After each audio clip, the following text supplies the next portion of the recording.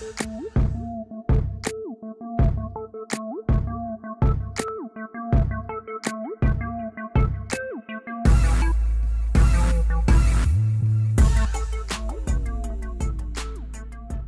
Guys, this is Gadekar Shiva.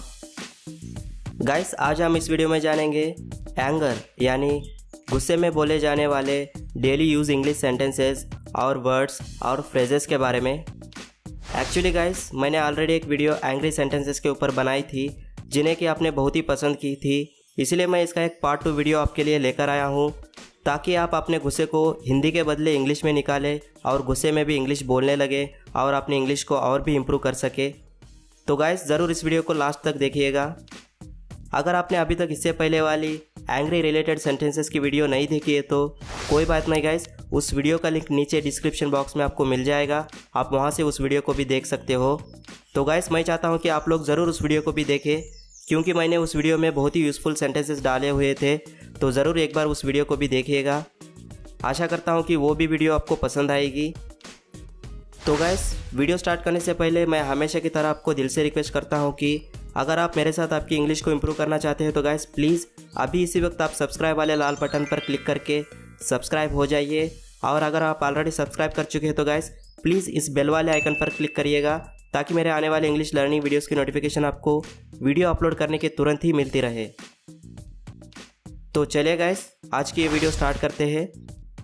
तो पहला sentence है, तुम समझते क्या हो अपने आप को? मतलब who do you think you are? अगर कोई उसकी औकात से भी ज़्यादा बड़े बड़े बातें करने लगता है तो तब हम उसे गुस्से में कहते हैं कि तुम समझते क्या हो अपने आप को। तो इस सेंटेंस को हम इंग्लिश में कहेंगे कि who do you think you are? Who do you think you are?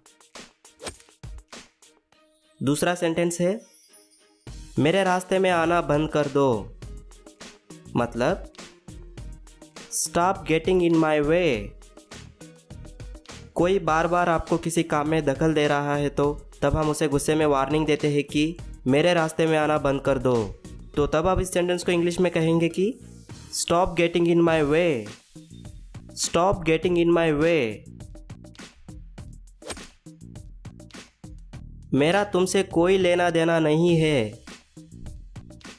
मतलब I have nothing to do with you. I have nothing to do with you.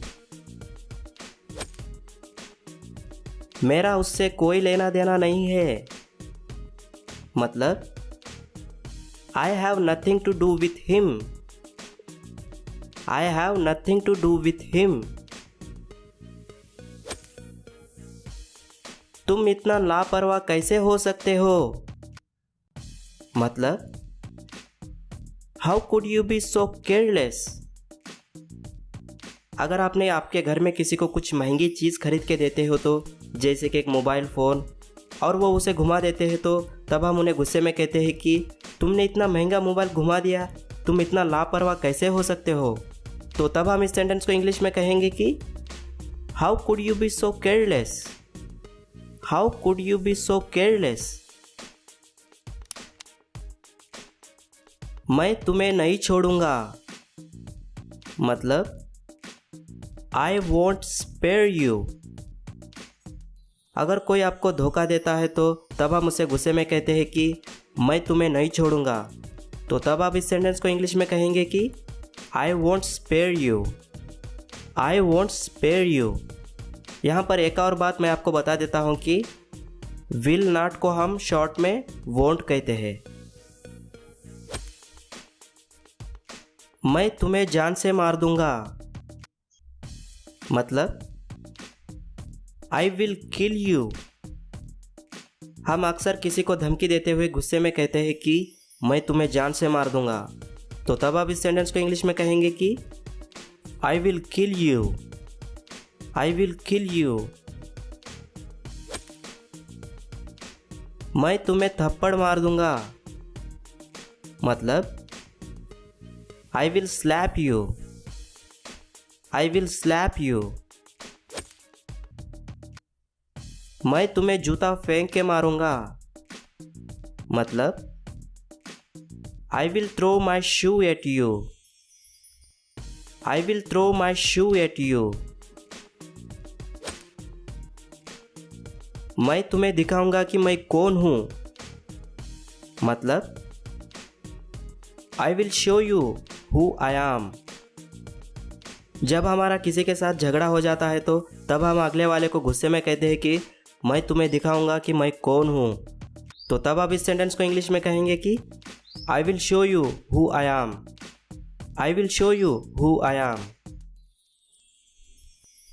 और साथ ही साथ हम धमकी देते हुए ये भी कहते हैं कि तू जानता नहीं है मैं कौन हूँ।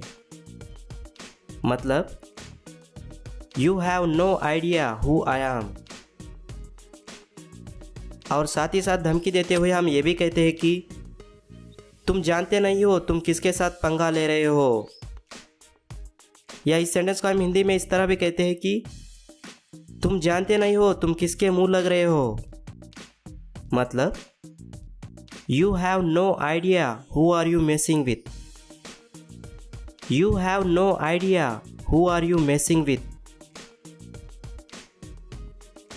और धमकी देते हुए हम ये भी कहते हैं कि तुम गलत आदमी से पंगा ले रहे हो। मतलब You are messing with the wrong guy. You are messing with the wrong guy. मुझे परवाह नहीं है कि तुम कौन हो। मतलब I don't care who you are. I don't care who you are. अपनी औकात में रहो। मतलब Be in your limit.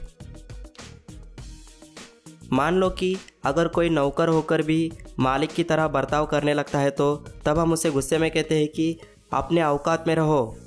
तो तब आप इस सेंटेंस को इंग्लिश में कहोगे कि be in your limit. Be in your limit. अपने काम से काम रखो। मतलब माइंड योर ओन बिजनेस। अगर कोई खुद का काम छोड़ के आपके काम में दखल दे रहा है तो तब हम उसे गुस्से में कहते हैं कि अपने काम से काम रखो। तो इस सेंटेंस को हम इंग्लिश में कहेंगे कि mind your own business. Mind your own business. बकवास बंद करो। मतलब स्टॉप नॉनसेंस, या इसे आप स्टॉप टॉकिंग नॉनसेंस भी कह सकते हो। ये क्या बकवास है। मतलब What is this nonsense? What is this nonsense? तुम क्या बकवास कर रहे हो। मतलब What nonsense are you talking? What nonsense are you talking? तुम जो करना चाहते हो करो। मतलब Do what you gotta do. Do what you gotta do. या इसे आप Do whatever you want to do भी कह सकते हो। जब हमें कोई धमकी देने की कोशिश करता है तो तब हम उसे गुस्से में कहते हैं कि तू जो करना चाहता है वो कर ले। तो इस सेंटेंस को हम इंग्लिश में कहेंगे कि Do what you gotta do या Do whatever you want to do। यहाँ पर एक और बात मैं आपको बता देता हूँ कि have got to को हम शॉर्ट में गोटा कहते हैं, या इसी तरह से have got को भी हम गोटा कहते हैं।